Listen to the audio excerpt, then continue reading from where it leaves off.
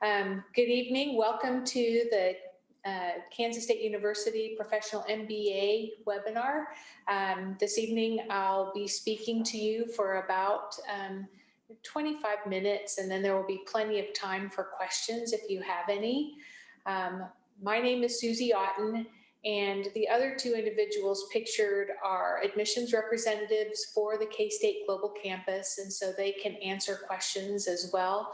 But here you have my direct email address, and I'm happy to respond to questions that you have if you think of something after the webinar's over. So for the next few minutes, I did want to let you know that we are recording this session so that if somebody was unable to participate, then you will be able to, we'll be able to send the link to them, and then we can also send it to you as well following the webinar in case you'd like to review it again. So it will be available to you. But in the meantime, if you wouldn't mind putting in the chat box if you have any concerns about starting your MBA online. I'd be curious to know what those concerns might be. So if you'll take a minute, and hopefully we'll have a couple other people join us.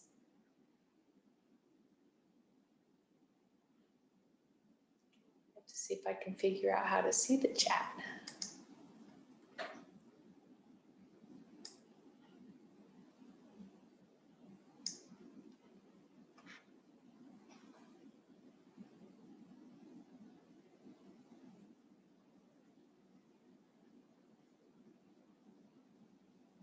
So no concerns. That's great. So you're ready to jump right in. So why don't we get started? I have a short presentation about myself. I am a K-State product. I have 2 degrees from K-State. I've been in this role for about 8.5 years, but I've been with the university, just celebrated my 34th anniversary with K-State, my first employer, but this is my 4th job at K-State, and it's by far the best. And fun fact, the first time that I ever traveled abroad as an adult was with the PMBA program, the very first time we went to Italy. So I look forward to talking with you about that part of the program in just a little bit. So since you're here listening to me talk about the K-State PMBA program, it is my sincere hope that you are looking at other programs as well so that you can compare and find out what will really be the best fit. Of course, I'm going to tell you K-State's program is great, but it truly is about how you feel in the program. So I'd like just to highlight some things that you should be looking at when you're looking at other programs, just to be sure that you're comparing apples to apples. First thing you want to look at is the program you're considering accredited? And we are accredited, the institution is accredited by the Higher Learning Commission, but the College of Business is accredited by AACSB, which is the highest accreditation any college or school of business can possess. It's hard to get and it's hard to keep. We're in a constant series of process improvement and program improvement. We try not to stay the same. We know what works, but we always want to make it better, if that makes sense. Then hopefully you're looking at the cost, and I'll get into that shortly, what the format for each program that you're looking at is there flexibility? Are there support services that you as an online student can avail yourself of? And then I will just give you a K-State program summary, how we stack up in all of those areas. So as I mentioned earlier, we are accredited by the Association to Advance Colleges and Schools of Business. And that really is an internationally recognized accreditation. Fewer than 5% of all colleges and schools of business are AACSB accredited. And of those, fewer than 5% also hold accreditation in accounting. And K-State holds both of those. So you can be assured that you're entering a quality program. In terms of cost, each course costs $2,500 plus the cost of the international trip. So you won't get additional fees added on. You won't have a technology fee. You won't have a college fee. It's just $2,500 straight up. With that, we will provide you with textbooks and other required course materials at no additional cost. And so we like to have you enroll about 4 weeks in advance so that we have time to mail you your textbooks before the start of classes. We can work with employer tuition benefits. I know some, like the Federal Reserve, have a very generous tuition benefit, while others maybe not so generous. So we can work with you so that you can maximize your employer benefit and try to minimize out-of-pocket expenses. In addition, we have scholarships that can be awarded that also will help with the cost of the international trip. And then we hope you're looking at your MBA program as an investment in your future, because it will open a lot of doors for you down the road.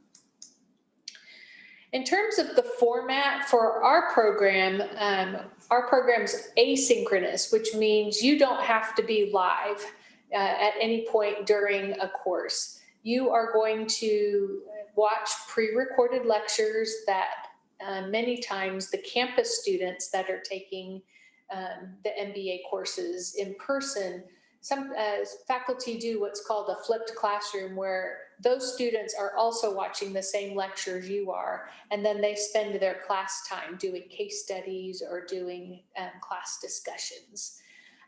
There are no residency requirements. You may have seen some programs that require you to come for a week at a time, or once a month you have to spend the weekend with them. That's not the way our program is set up. There are 2 times that you're expected to be in person. Once is to attend our mandatory in-person orientation, which is 2 days, and then the time that is spent on the international trip. And since our classes are set up in half semester, so they're 8-week sessions, it's possible for students to make adequate academic progress because you take 1 class the first half of the semester, 1 class the second half, and then therefore you get 6 hours done each semester.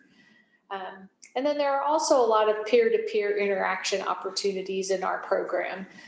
So you will do some group projects with other students in your classes. We also, as a student, you would be able to use Zoom free of charge, and have access to library resources if you needed that for your project. So there are ways that you're not just dangling out in the web world trying to get your degree done on your own. You are connected with one another, and you can be connected with the faculty as well. In terms of flexibility, our program has a rolling admission. We have 5 entry points. So if August is kind of creeping up on you too quickly, you could wait and start your program in October, or you could wait and start next year, January, March, or June. So every time a new set of classes starts represents an entry point into our program. So some people feel like, oh, I didn't quite get enrolled for August, so I'm going to have to wait till next year. Fear not, we can get you in at another starting point that fits your schedule. And then we can tailor the timeline for you to complete your degree, as I stated earlier, to maximize your employer tuition benefit. So most students want to get done as quickly as possible. And so if you took 2 classes each semester, let's say you needed all 12 classes, first of all, if you took 2 classes each regular semester, 1 class in the summer, you can expect to finish your degree in 2 to 2.5 years. If you have a business degree, you may be eligible to waive a course or 2, depending on what your major, or if you double majored, or if you minored in economics. There are different ways that you can be waived out of up to 2 courses. So you could be taking as few as 10 classes for your MBA, and I can work with you on a case-by-case basis to see if you meet those criteria. As I stated earlier, the required live presence is minimal. The 2-day orientation, which you must come to once, but you're invited to attend every year, because on the second day we do a professional development workshop. I think this year I have the most students who have chosen to repeat coming to orientation because they enjoyed it so much last year. Just saying. So, and then the other great thing about our program is we have elective and concentration options that when I talk a little bit about the curriculum, I can fill you in on how to do that in just a moment. And then the support services that are available to you. So I would serve as your advisor throughout your duration in the program. So you always can be connected to a person who will be able to help you track your academic progress. We also offer the professional development workshops as part of orientation that I told you about. And that's often why people like to repeat orientation. You could also just come the second day and only do professional development if that appealed to you. This year we're doing a data analytics boot camp and introducing students to Python and how to manage large data sets within that environment. In the past, we've also done some workshops on intergenerational management issues. So Gen Zers supervising boomers in the workplace can often create some conflict. And then we discuss ways to overcome those conflicts. So those are just two examples. We also offer networking opportunities. Difficult if you live far away from Manhattan, but if you live in Kansas City or Wichita within a couple hours drive, we do have our Graduate Studies Advisory Council meets twice a year, and those council members are C-suite executives who hire our graduates. And so if everybody in my program seems to be working full-time, which is very helpful to you, but it may make it more difficult for you to change jobs and explore opportunities. And if you can come to an advisory council meeting late in the fall or late in the spring, you would have the chance to network with some of those folks that are looking to hire MBA graduates. And then we also have other professional development workshops that the college brings in. So if you can't come in person, like they do the 2-hour job application, which is it kind of narrows down how to fill out an adequate job application without killing yourself doing it, for example. And so those types of things are recorded, and you can use your EID and password to access those recordings and watch them at your own time. We also have an executive mentor program. I know many employers offer mentors in the workplace, but sometimes it's kind of nice to have somebody you don't work with who is a seasoned, who you can bounce ideas off in a confidential way, instead of worrying about what you're saying to a colleague or to somebody maybe who is higher than you in the organizational structure. It's kind of freeing and helps you to make these additional connections as well outside of your current company. And then we also have career services available to all of our students. We have 3 career coaches plus an executive director who are all very familiar with job opportunities. They're well connected with our alumni network to peg the right people to the right positions. If you decide after you finish your degree that you might be ready for a change, they can help you. And those services are available to all of our students, whether you're in person or online. And then finally, we'll talk about, we're to the international experience portion. So one feature of our program that sets us apart from many of our peers is this faculty-led international business trip. It's 10 to 14 days in length, and we travel during non-class periods. So if we say you're going to travel in spring 2023, for example, it's possible you'll travel in January to Taiwan this year. We'll be going within the first 2 weeks of January. Or perhaps you're going to be going on a different trip in over spring break. This year we were supposed to go to Prague and Budapest, but with the Ukraine situation, we're trying to find an alternate location. We just don't think it's very safe, but we would just know we would never jeopardize your health or safety. COVID required us to suspend travel, so we provided this content in a very different way. We did some virtual trips to Costa Rica and to South Korea, but now we're in the process of getting the real trips established so that if students or as alum, maybe somebody graduated and didn't get to really do their full travel, they might want to join that Costa Rica trip and see what it's like in person rather than just relying on their Zoom interactions. But we do line up usually five business visits with multinational companies that represent the key exports of the country that we're visiting. So for example, when we go to Taiwan in January, they're a very high-tech centered economy. So we go to Tesla, Intel, Solomon Technologies, and then we also have visited some large cultural centers such as a Buddhist monastery near Sun Moon Lake, which is a very resort area in Taiwan.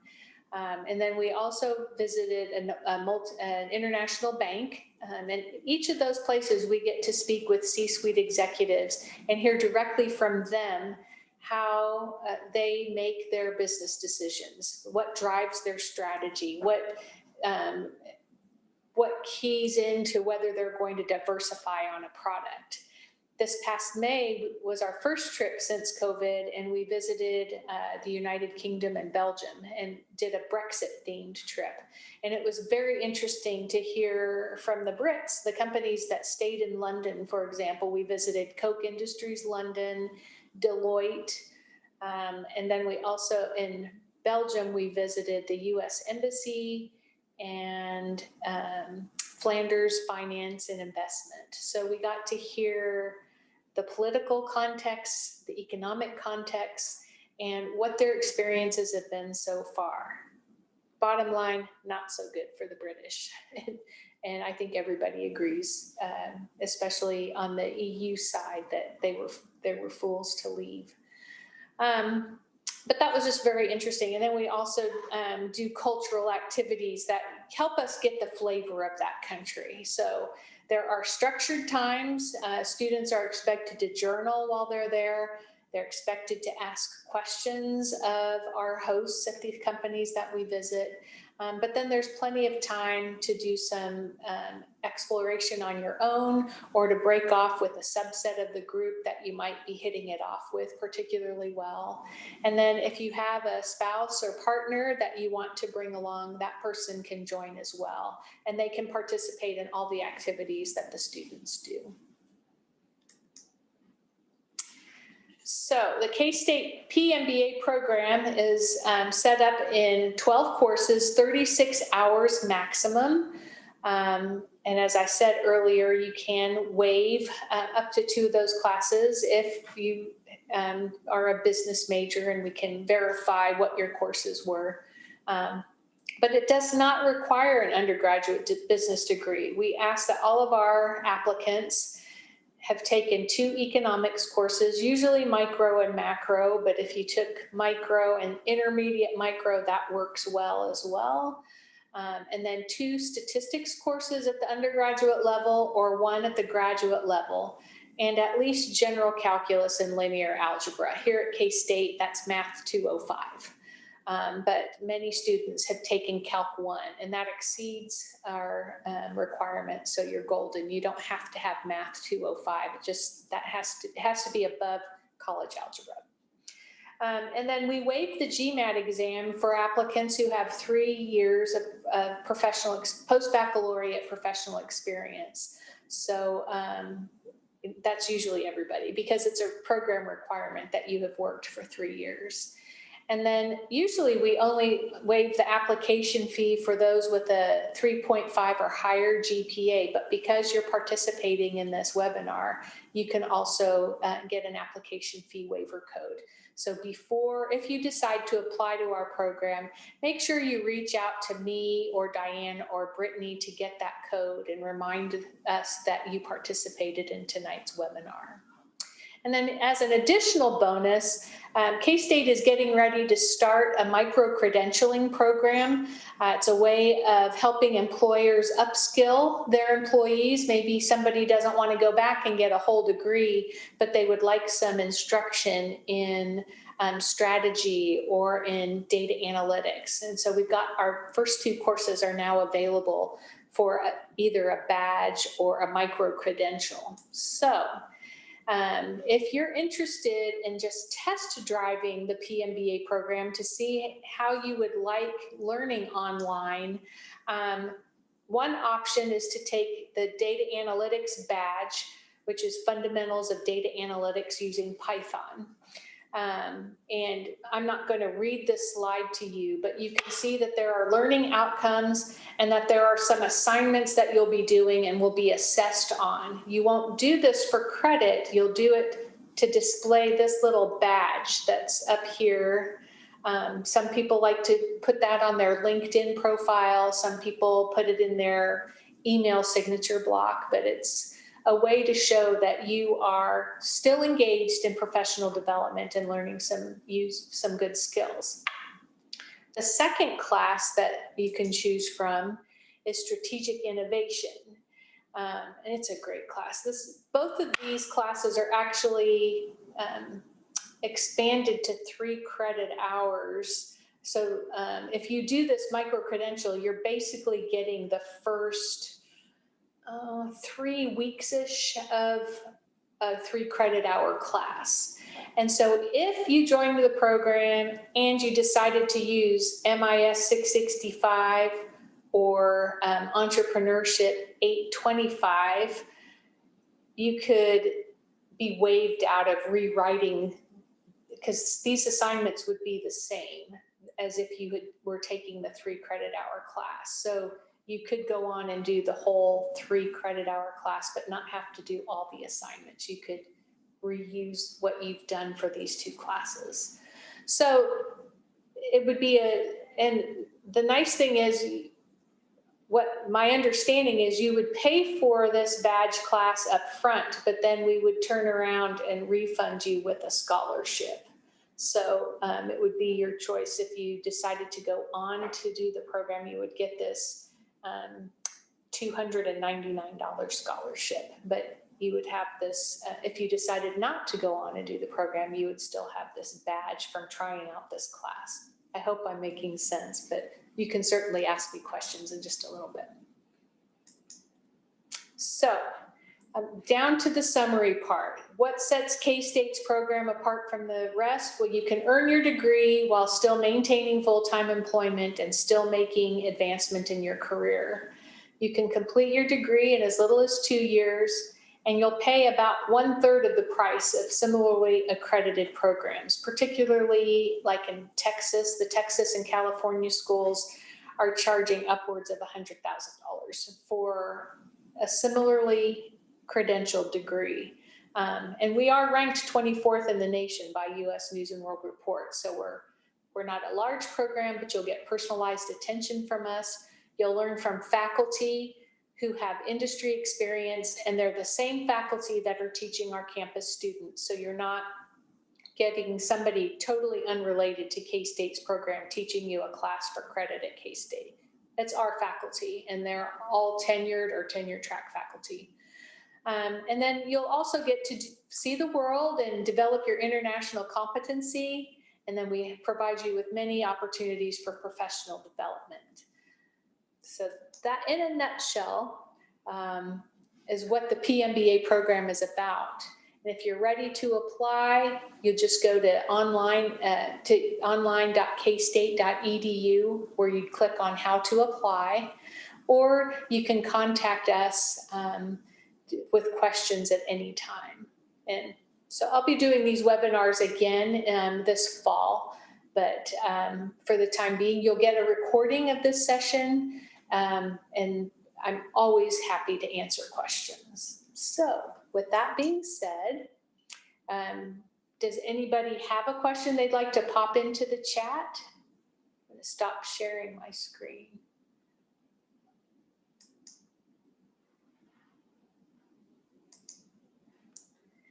Is it possible to complete 6 credit hours for each 8-week session or semester? So it's possible, but it's not encouraged. And the reason I say that is if you are working full-time, taking one class, if you have a family or other outside commitments besides your job, usually one class is plenty. And in terms of GI Bill, we've had students using that money in our program, just taking 6 hours a semester. So you might want to check with our Office of Veteran Affairs, because they could clarify for you what you need to do with the kind of money that you have. I don't try to answer those questions because the requirements can change, and the different programs that are available to military connected students also change. But if you want to email veteran@ksu.edu, David Brooks or one of his staff members will get back with you really fast. But usually the forms that I'm signing, people are taking one class each quarter.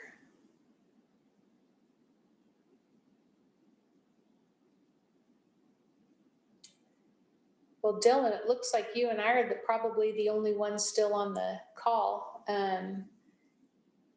I owe you a program of study as well, don't I?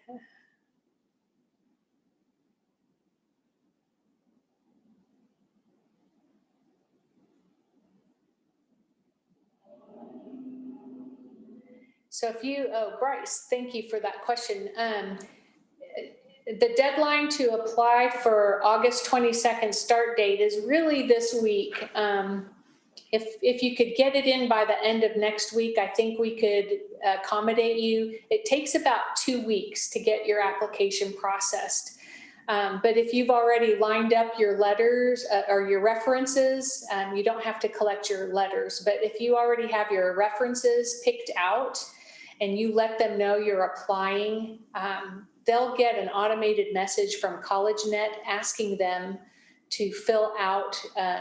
They can either fill out this evaluation form that they'll get a link to, and there's also room where they can add some additional information, or they can write a letter, whichever they're most comfortable doing, and then submitting that to be included in your packet. So the faster you have at least 2 of your recommendations in, the faster that we can get you processed. So how many hours should you spend studying? We typically suggest that you're going to spend about 12 to 15 hours a week per class, if you're very comfortable with the content. If you're like me and are afraid of math, I'm not too proud to admit that, it would probably take me 20 to 22 hours for a class like Finance 815 or possibly Econ 815. I do math, but I have to be very slow and methodical. But usually about 12 hours between watching the videos, doing the reading, and then you'll have homework due. Usually it's due by midnight Central Time every Sunday. So most people start early in the week with watching the lectures and doing the readings, and then they try to get the homework part done so that before the weekend, so they can still have a weekend. But don't put it off and try to get it done Friday, Saturday, Sunday, because something always happens.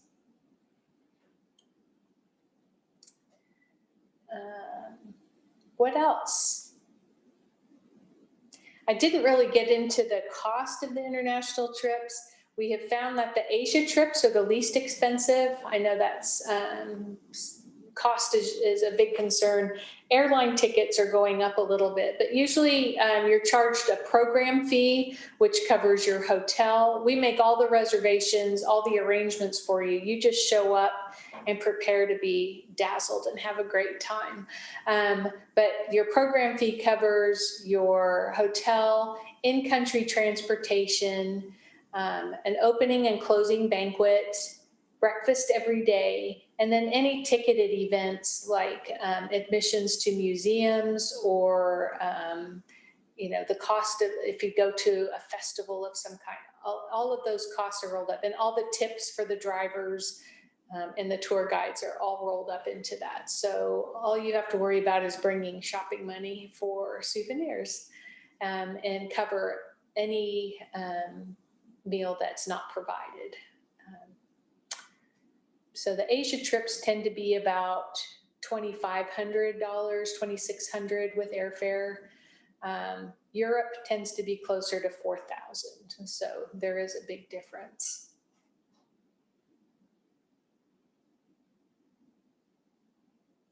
Is there anything else? Well, I got done in record time, so you still have an evening left. Let's see, how many people would be accepted for each term? I don't set a limit on how many are accepted. So if you're qualified, it's my job. It's my goal to help get as many people in as who want to be here. Our acceptance rate is pretty high because I usually pre-screen people. So if you want me to take a look at your transcripts and your resume before you even apply, I'm happy to tell you what your program would look like so that you're not guessing whether you would get in or not. But usually people who have a GPA that's below 2.7 usually don't get in. And then when do we do our trips? So the trips are done toward the end, usually are done toward the end of your program.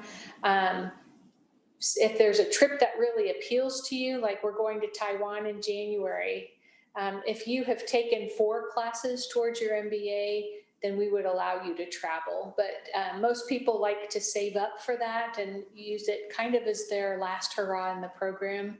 And also to reward their partner for being so supportive of them. So, and a lot of times people are having to save their vacation or their PTO so that they can go.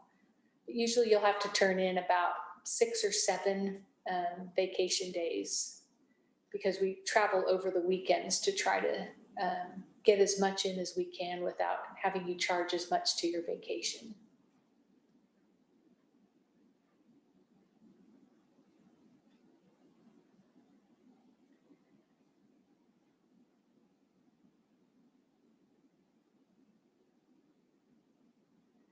Oh, sure. I would be glad to look at your transcript and resume. I'm wondering did you just, Jake, did you just do this last week?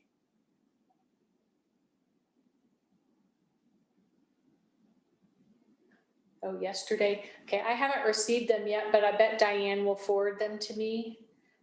But if you kept a copy, I would be happy to take a look if you want to email them to sauten@ksu.edu.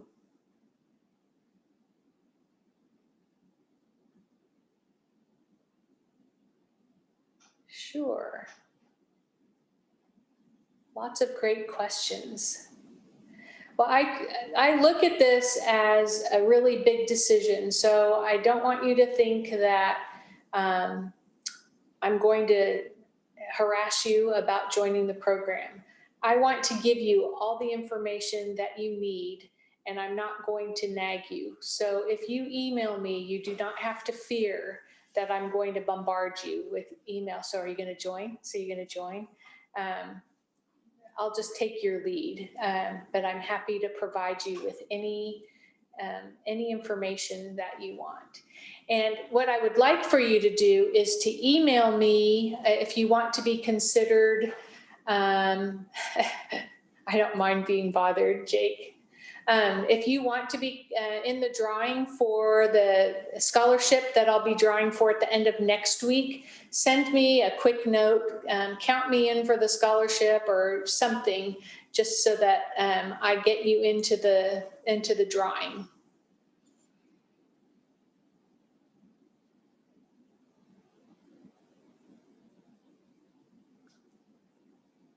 Okay. Well, it looks like I'll put Jake, Kim, or if you want to put in the chat to count you in for the scholarship, you can do that too. I've got my fancy fish or vase that I'm putting all the names in for the webinars that I'm doing. So got one in.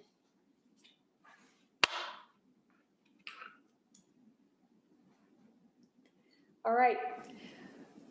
Well, thank you for joining me. I greatly appreciate it. Bryce, yes, I gotcha. And please don't hesitate to email me if you should have any questions after tonight. Have a great evening. Got you too, Dylan. All right. Take care.